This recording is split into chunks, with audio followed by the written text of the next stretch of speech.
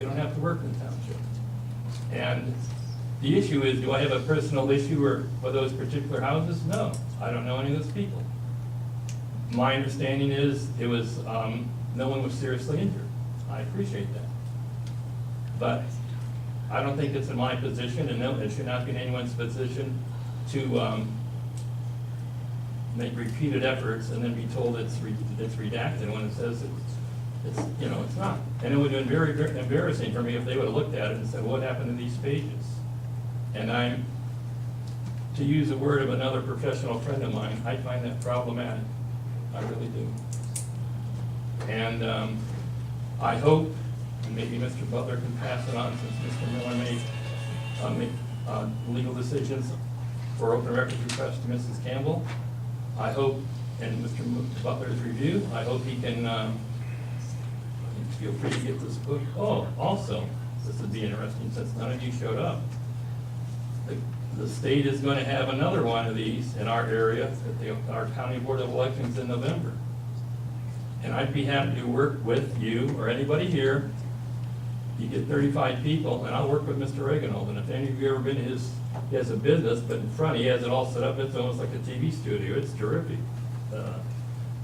Projectors, screens, seats. He has a free popcorn machine, so you can tell I like to eat. So, I'm putting that out on the line. You get a nice little certificate from the state, and it's very informative. It's 3 hours, and I'm not out to nail Mr. Penny, Mrs. Campbell, but I think it would be nice at least if someone would become familiar with the state law. And I thank you for allowing me to speak tonight to all of you. Thank you very much. You're welcome. Thank you.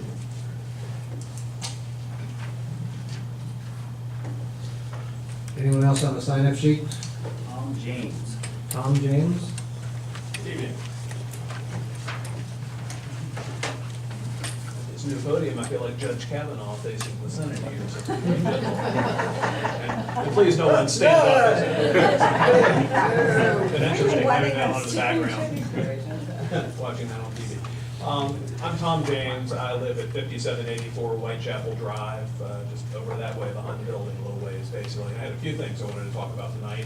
One of the things I hadn't planned to talk about, but I wanted to mention is lighting, which Mr. Porter was talking about with Mr. Fortin. I have a day job too, as you put it. My day job is an attorney, as Mr. Janus said, so I know where to look in the Ohio Revised Code. I haven't put myself out there for a second job to get elected to it, to be paid for it. I was a little offended by that, frankly. I don't mean to start off on that tone, but Offended by what? you run for this position, you're paid for this position, and your response to Mr. Fortin when he said he had a day job, he's here as volunteers, well, I have a day job too. So, again, that was offensive to me. That's and offensive that I have a day job? No, your suggestion was that this was not something, I took it as your suggestion was this was not something you wanted to be dealing with. I don't know that was your intent. That was not my intent. All right, and I didn't mean to start off on that tone, so I just wanted to mention that. But Ohio Revised Code, section 515.01, actually says the township can put in streetlights itself or contract with any person or corporation to do that.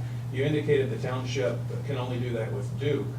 Is that actually the case, or is That's that actually the case. Is there some other law that requires that other than something the trustees have passed that they could change if they wanted to license someone else?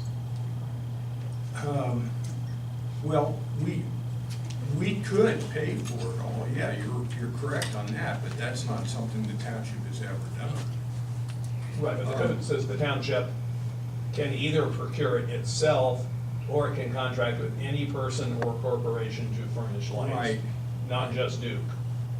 Duke is the only person that supplies street lighting. Has the county ever, or I'm sorry, has the township ever solicited bids for that from anyone else? Not that I'm aware of, no. State law apparently allows it. Oh, I know, I'm aware of the statute, I've read it. Okay, that wasn't what Mr. Horton was told, I thought, so, okay. And again, I don't mean to be adversarial with you, I'm sorry, it's just your comment really hurt me. Mr. James, I'm an attorney also. Yes, sir. I don't know you, but I didn't mean to be offensive. I'm an attorney, I'm a hardworking attorney, I've been one for 39 years. So, you know, I'm very grateful for the fiscal officer job that I have. And I've, as I say, I've run 6 or 7 times for it. I'm very grateful for the job, but it's not my only job. Sure. You know, like you, I work hard in my other job, and like Mr. Ford and I work hard. He works hard in his job, I'm sure too. But this, you know, this isn't my only job. It's not supposed to be my only job. No one, you know, no one serves as a fiscal officer as a full-time job. Certainly. It just doesn't happen. And thank you for expressing that. Yeah. All right. I also wanted to thank the trustees and the township for getting the township on Ohio checkbook. I haven't been to many of these meetings. This is the 3rd one I think I've ever attended. First one was in June, and I know there was discussion of that then, but now the township is on the checkbook. It looks like everything from the start of 2017 through April 18th of 2018 is on there. The checkbook says it was last updated June 13th of 2018 with actual data. I guess more will get pushed out as this is coming online, so it is a few months behind. But that's very nice to have that there so the citizens can see what's going on. So thank you for making that happen. Thank you, Mr. Bickford, as well, and others who were involved in that. Something I raised the first meeting I came to when I found myself speaking here was, I've noticed in looking on the township's website at the resolutions, which the township publishes, and again, thank you for the disclosure and transparency of doing all that and publishing those things. But there are many resolutions on there that approve, quote, the attached contract, which is of course not attached to the image on the website. I asked about that at the meeting, and Mr. Bickford actually addressed it, and he told me in that June 7th meeting that it was something he and the staff were aware of, and they were working on getting that remedied, and it was going to be remedied. And I mentioned 2 resolutions in particular as an example, 2018-39 and 2018-40. And those contracts still aren't attached 3 months later. I emailed Debbie Campbell to ask for copies because I was curious just as to what they said.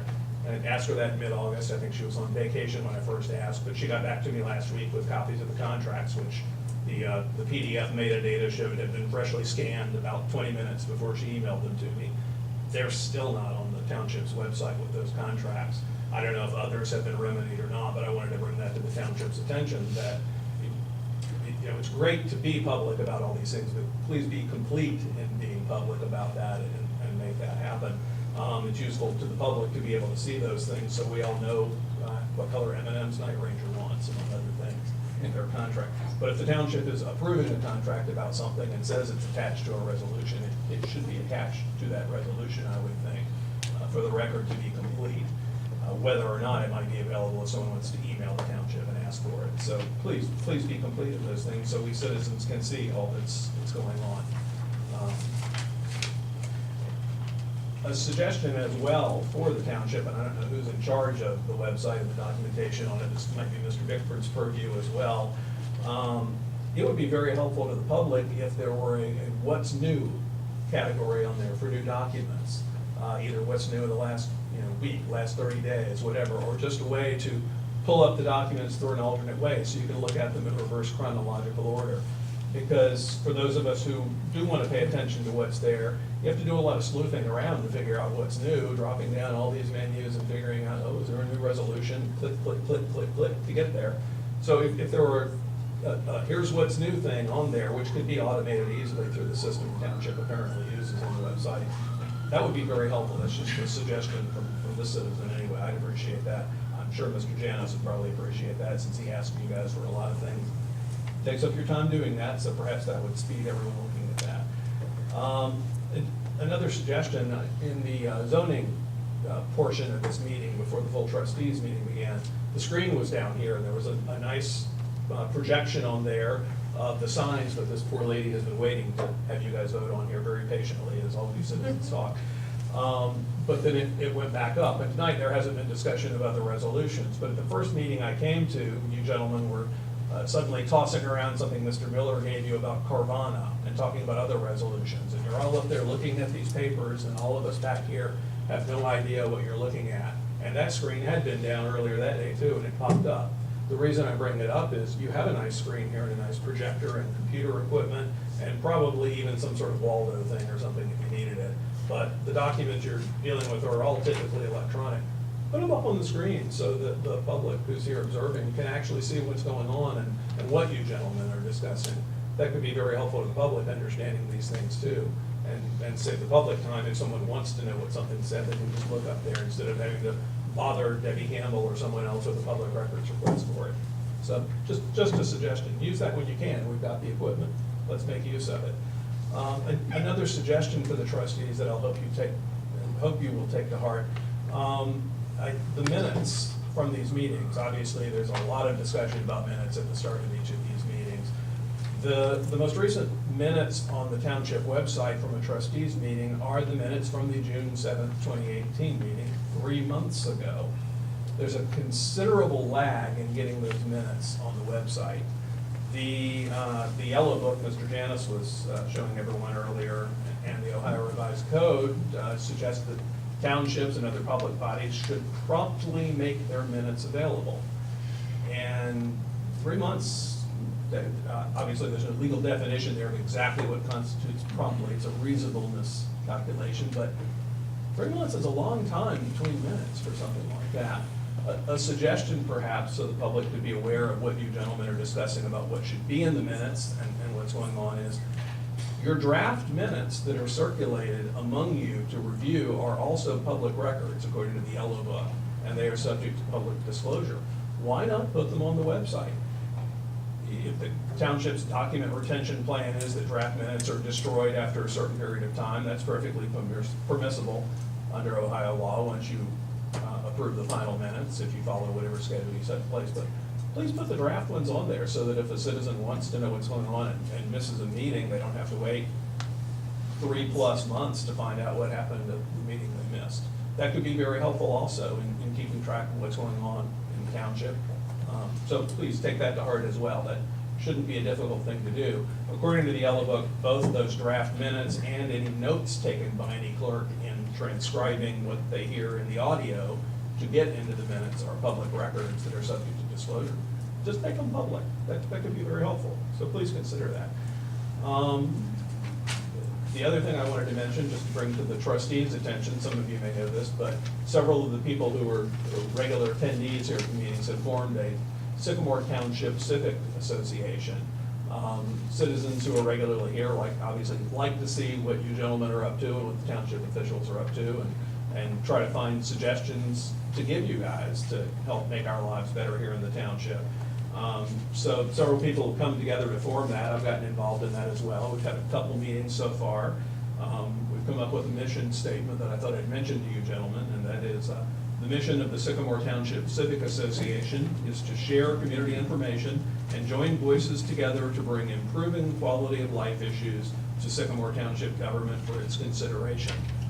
We hope to bring things to you gentlemen to improve life in the township. I hope some of my making records available proposals have been helpful in some way. Our next meeting, so that you gentlemen know, would be October 3rd at 7 p.m. We're going to meet at March 1st Brewing, which should be a pleasant place to be, and it's in the township, and all township residents are invited to that. So thank you for the time and allowing me to speak, and I'm sorry if I set off on the wrong foot with you, Mr. Porter. I didn't intend to do that. I apologize, but no need to apologize. Thank you, gentlemen. Thank you. Anybody else on this sign-up sheet? Kathy Kugler. Becky Kugler? I'm not speaking. Okay. That's it? Okay. We'll close the comments from residents. Sheriff's Patrol report, Lieutenant Smith. Good evening, Board. Nothing new to report, no new business from the Sheriff's Office. I'll have the monthly statistics to Mr. Bridgeford by the end of next week. Very good. Questions? EMS and Fire, Chief Penny. Give you the monthly report for August in front of you. A little bit busier on the fire side this month than in the past. The overdoses were up. I think on page 4, I think the actual dispatched overdoses have been the highest for this year as far as per month, because we had 9. So some of those, I agree, have been contributed from the High Point area. They have been happening up there. I can't tell you whether or not it's the same person over and over, or that's why I go look at the reports, but they're up there, they're happening. So,